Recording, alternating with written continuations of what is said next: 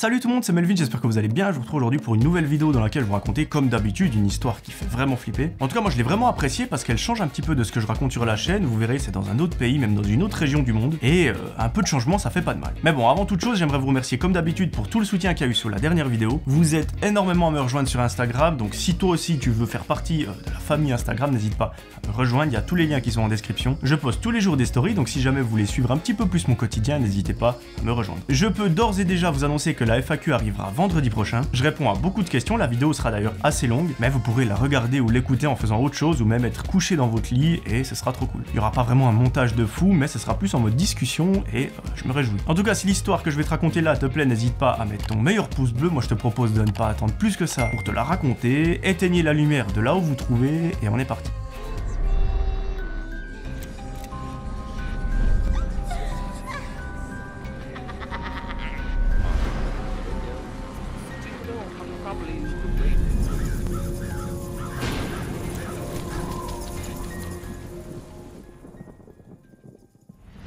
Aujourd'hui, mes amis, c'est l'histoire de Julia. À l'époque des faits, Julia a 28 ans, elle est célibataire et elle a un travail. Effectivement, contrairement aux autres histoires que je raconte sur la chaîne, elle n'est plus étudiante depuis quelques années. Elle a réussi ses études avec brio, à merveille, elle a eu d'excellentes notes. Et suite à cela, elle a trouvé un travail en tant que secrétaire dans une très grande entreprise et elle nous raconte que sa vie est merveilleuse. Notre amie Julia, elle a une meilleure amie qu'elle connaît depuis qu'elle est toute petite. Vraiment, elles sont presque nées ensemble et aujourd'hui, elles ont encore un très bon contact. Donc ça, franchement, c'est les meilleures amitiés. Ça fait déjà quelques mois que Julia et sa meilleure amie discutent d'un potentiel voyage qu'elles aimeraient faire. Effectivement, ça fait des années que les deux travaillent, elles ont des vacances, mais pas illimité. Dans leur vie, il y a un petit peu une routine qui s'est installée, un peu comme tout le monde, j'ai envie de dire, c'est-à-dire se lever le matin, aller travailler, rentrer le soir, faire à manger et aller se coucher. Elles, après tout ce temps à travailler, elles ont envie de changer un petit peu d'air, de s'octroyer une petite pause pour faire un voyage. Ce voyage, c'est pas partir aux Maldives pendant 6 mois et ne rien faire sur la plage, elles veulent visiter les 4 coins du monde. Donc, dans d'autres termes, elles veulent faire le tour du monde et découvrir le plus d'endroits possible. À la base, c'était une idée de Julia parce que c'est vraiment elle qui avait besoin d'une pause, mais sa meilleure amie lui a dit mais ça serait vachement cool qu'on vive cette expérience à deux,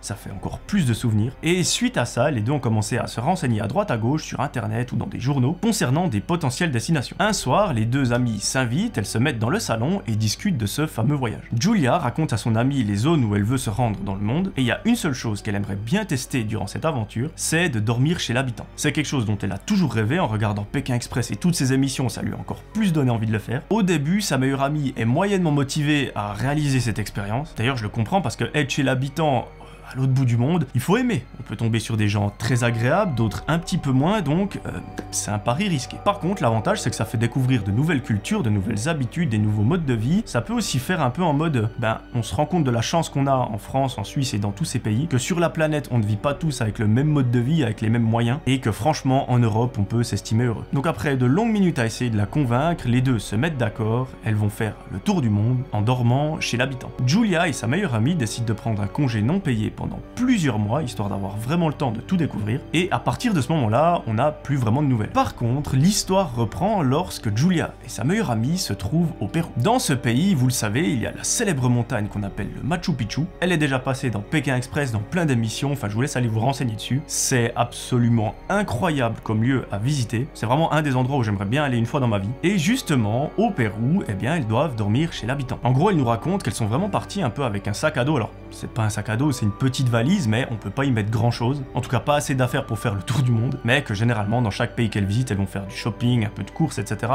pour avoir ce qu'il faut. Julia ne nous explique pas comment elle a trouvé une personne chez qui aller dormir, mais apparemment c'est un jeune homme qui n'est pas vraiment local. Alors oui, il habite au Pérou, mais lui, il vient d'Espagne. Évidemment, Julia, sa meilleure pote et ce gars ne parlent pas la même langue, elle parle français, lui parle espagnol, donc il y a une sorte de barrière, ils arrivent à se comprendre en anglais, c'est assez vague mais ça fait le taf. Ce garçon a gentiment accepté de les héberger pendant 2 nuits, absolument gratuitement, il va même faire à manger, leur donner un lit, leur donner de quoi se laver, bref, elles ne manqueront de rien. Il leur dit, écoutez, ce soir, vous venez dormir chez moi, demain, je vous propose même de vous emmener au Machu Picchu, d'être votre guide, et on va bien s'amuser. Julia et sa pote, Pour elles, c'est absolument merveilleux, elles n'ont pas un centime à dépenser. Ce gars a l'air super sympa, vraiment, il a l'air adorable, donc que demander de mieux. Ce gars emmène les deux amis dans sa maison, mais là, directement, Julia, elle a un peu un mauvais pressentiment. Elle nous expliquera après qu'en fait son pressentiment était complètement biaisé parce que elle s'attendait à avoir un peu des maisons comme en Europe, mais au Pérou, malheureusement, ils n'ont pas les mêmes moyens, ils n'ont pas les mêmes revenus, la qualité de vie, donc les maisons sont un peu moins luxueuses qu'en Europe. Et elle, directement, quand elle a vu la maison dans laquelle habite ce garçon, elle s'est dit, mais je sais pas, ça sent un peu le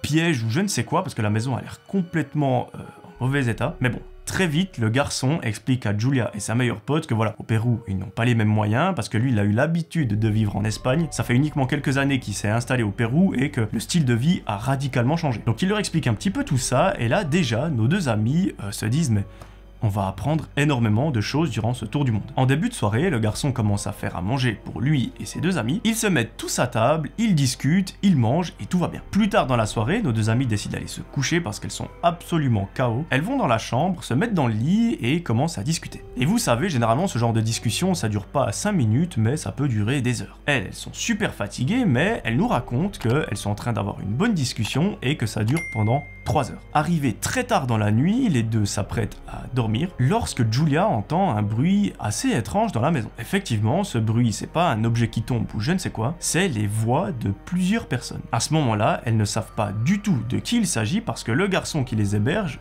est censé attendre personne, donc c'est un petit peu spécial. Elle nous raconte que la maison est sur 2 étages, donc elles sont vraiment tout en haut, et les personnes qu'elles ont entendues sont en bas au rez-de-chaussée. Julia, à ce moment-là, elle a un peu une mauvaise idée, elle dit à sa pote, écoute, j'ai envie de descendre pour voir de qui il s'agit. Sa pote lui dit, non mais t'es folle, on n'est pas chez nous, on ne sait pas qui c'est, ça peut être sa famille ou je ne sais quoi. À la limite, sors de la chambre, t'écoutes dans les escaliers pour voir s'il y a des bruits, et tu reviens. Mais tu descends pas et t'arrives pas au milieu d'un groupe de personnes que tu ne connais pas du tout à l'autre bout de la planète. C'est un peu chelou. C'est exactement ce que Julia va faire. Elle ouvre délicatement la porte de la chambre, va dans le couloir et tend l'oreille. Là, elle entend que le groupe de personnes descend à la cave. Alors elle ne savait même pas qu'il y avait une cave, mais elle a entendu une porte s'ouvrir et des gens descendre des escaliers. Et elle a également aperçu une personne, donc la dernière à descendre dans la cave, et celle-ci avait des habits plus ou moins intrigants. C'était une sorte de cape toute noire, très foncée, avec des grosses chaussures. C'était un petit peu bizarre, on est au Pérou, c'est pas vraiment le style vestimentaire qu'on s'attend à retrouver là-bas, mais notre amie Julia n'y porte pas plus d'attention que ça, elle retourne dans la chambre et ferme délicatement la porte. Elle se recouche dans le lit, explique gentiment à sa meilleure amie ce qui vient de se passer, donc ce qu'elle a vu dans les escaliers, qu'elle a vu un groupe de personnes descendre à la cave, mais quelques secondes après, elles entendent quelqu'un monter à l'étage et s'approcher de leur chambre. Là, Julia dit à sa meilleure pote, fais semblant de dormir. On se retourne et on fait genre qu'on dort. C'est exactement ce qu'elles font, et vous allez voir, ça leur a probablement sauvé la vie. Quelques toutes petites secondes après ça, un homme ouvre la porte, il dit des mots en espagnol que malheureusement on ne connaîtra jamais, parce que nos deux amies ne les ont pas compris, vu qu'elles ne parlent pas cette langue, mais là, elles ont eu un sentiment très bizarre. Au bout de quelques secondes, l'homme referme la porte, descend à l'étage, et une fois au rez-de-chaussée, il redescend dans la cave. Là, nos deux amies ouvrent les yeux, elles se disent, mais qu'est-ce qu'il est venu faire? Pourquoi est-ce qu'il est venu voir si on dormait? Là, on est dans une situation assez délicate, assez spéciale, il y a plusieurs personnes dans la maison, on ne sait pas du tout qui c'est. J'ai vu qu'une personne était habillée d'une façon assez chelou, la personne vient voir dans notre chambre si on dort, c'est un peu bizarre quand même. Là, les deux ont un réflexe qui aurait pu potentiellement leur coûter la vie. Julia dit à sa meilleure amie, il faut qu'on descende à la cave pour voir ce qui est en train de se passer. Et selon ce qu'ils font, on avise la suite de la soirée. Soit on reste dormir là, soit on se barre le plus loin possible, mais il faut qu'on soit sûr de ce qu'ils sont en train de faire. Il faut pas oublier que ce garçon qui nous héberge, on ne le connaît pas depuis des années, on le connaît depuis à peine quelques heures, qui nous dit que c'est pas un taré, un tueur en série ou je ne sais quoi. Sa meilleure amie est parfaitement d'accord avec elle, elle décide d'ouvrir très gentiment la porte, de se rendre dans les escaliers, de descendre à l'étage. D'abord, elles ont vérifié qu'il n'y avait personne et elles ont très gentiment commencé à descendre les marches qui mènent à la cave. À peine arrivées à la moitié de celle-ci, les deux commencent réellement à paniquer. C'est pas les deux vraiment qui paniquent, c'est principalement la meilleure amie de Julia. En fait, vous allez voir que la passion de sa meilleure amie leur a probablement sauvé la vie, parce qu'en fait, en descendant les escaliers qui mènent à la cave, elles ont entendu ces personnes chanter. Immédiatement, la meilleure amie de Julia a fait stop, elle lui a dit « On ne va pas plus bas, je sais exactement ce qui est en train de se passer ». Elle dit à Julia ce qu'ils sont en train de chanter, c'est des chants sataniques. Tout commence à se mélanger dans la tête de Julia, elle se dit mais en fait j'arrive à faire le lien entre le déguisement un peu bizarre que j'ai vu chez une personne, ces chants sataniques, ça a tout l'air d'être une secte. Julia, à ce moment-là, elle dit à sa meilleure amie écoute, on ne va pas aller plus bas, on va pas essayer de voir ce qu'ils font, si tu me dis que c'est des chants sataniques, On se barre de là le plus rapidement possible. Moi, je ne pourrais absolument pas dormir en sachant qu'il y a des personnes qui font des trucs super chelous dans la cave. En plus de ça, on est à l'autre bout du monde, donc on remonte dans notre chambre et on essaye de se casser. Les deux se mettent d'accord, elles remontent au rez-de-chaussée, remontent dans leur chambre faire leurs affaires. Elles n'avaient pas déballé grand chose, donc c'est très vite fait. Elles s'assurent d'avoir leur passeport et tout ce qu'il faut pour voyager. Et là, elles se disent, voilà, ils sont en bas à la cave, ils sont occupés à faire des champs, je ne sais quoi. Nous, il faut qu'on profite de ce moment pour sortir de la maison et aller camper à quelque part. C'est exactement ce qu'elles vont faire. Les deux reprennent leur sac à dos.